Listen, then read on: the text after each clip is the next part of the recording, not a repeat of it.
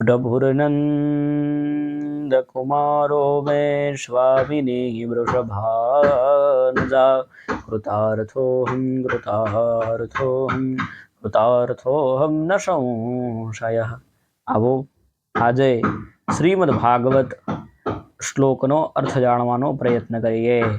ભગવાન વ્યાસ લખે છે, અત્યુગ્રહ ભૂરિ કર્માણો નાસ્તિક રૌરવાજનાઃ તેભિ તિષ્ઠન્તિ તીર્થેષુ તીર્થસારસ્તતો ગતઃ.